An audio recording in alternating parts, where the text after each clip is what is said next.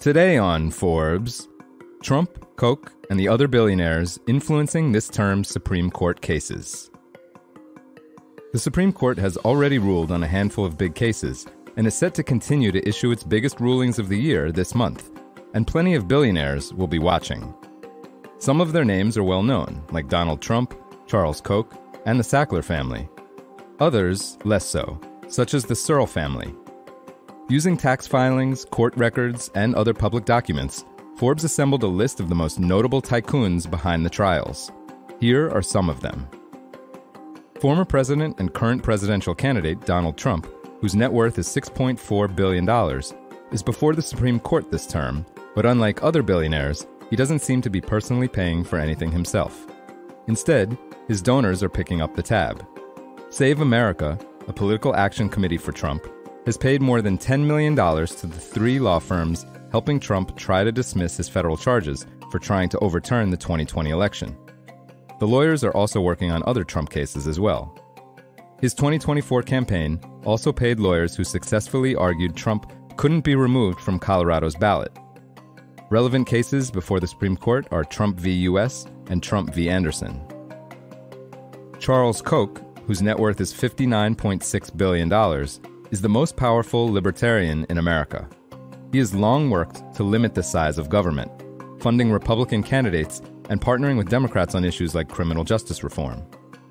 This Supreme Court session, in a case called Loper Bright Enterprises v. Raimondo, Koch's network of nonprofits is backing a group of herring fishermen, opposing a policy requiring them to pay $700 per day to carry federal monitors on their vessels, who observe what they catch so the government has accurate estimates.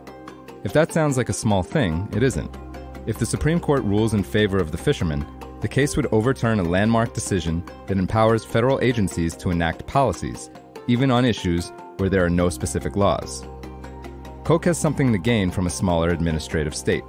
His business empire operates in highly regulated industries, including pipelines, chemicals, and automotive manufacturing. Separately, Koch groups have filed more than a dozen amicus briefs this term, urging justices to punish social media companies that go after conservatives and lift the ban on bump stocks for firearms.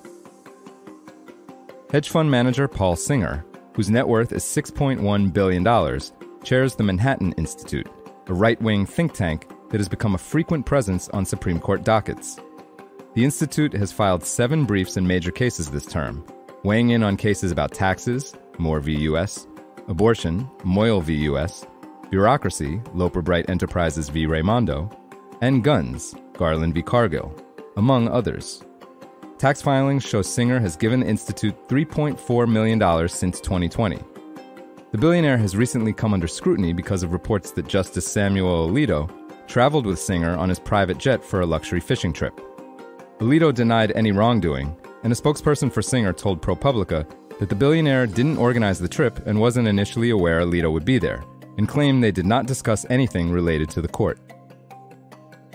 The Searle family, whose net worth is $1.5 billion, attained its wealth from the family's late patriarch, Daniel C. Searle.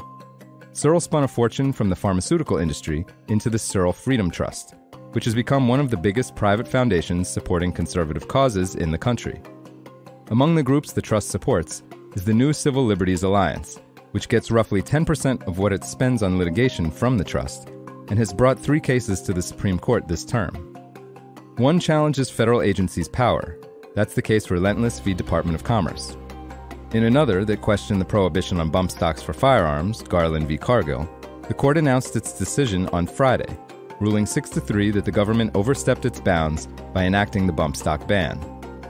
A third case opposes the Biden administration contacting social media companies and asking them to remove misinformation. That case is Murthy v. Missouri.